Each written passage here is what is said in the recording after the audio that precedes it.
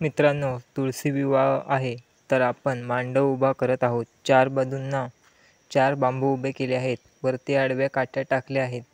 त्यावरती आंब्याचे टाळे टाकले आहेत।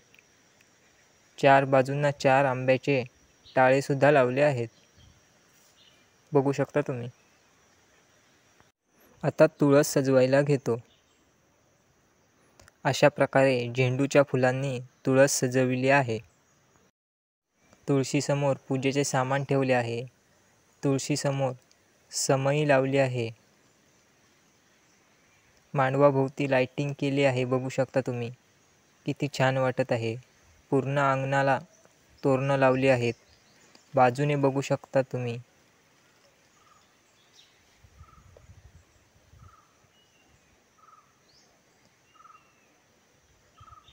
तुळशीभोवती फुलांनी सजावट केली आहे। लाइटिंग व सजावट आवडलं की नाही ते कमेंट करून नक्की सांगा। मागच्या बाजूने सुद्धा बघू शकता तुम्ही लाइटिंग कशी केली आहे, सजावट कशी केली आहे ते।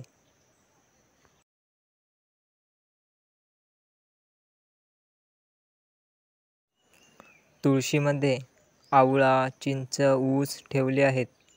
गावाकडे तुळशीचं लग्न एरंडाची फांदी घेऊन तुळशीमध्ये उभी केली जाते व लग्न लावलं जातं।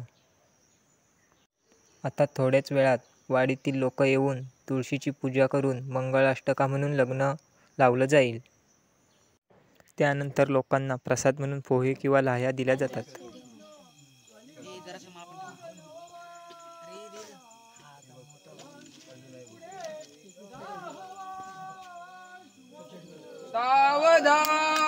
अशा प्रकारे मंगलाष्टका म्हणून कोकणात तुळशी विवाह केला जातो। तुमच्याकडे ह्या व्यतिरिक्त वेगळी पद्धत असेल तर कमेंट करून नक्की सांगा।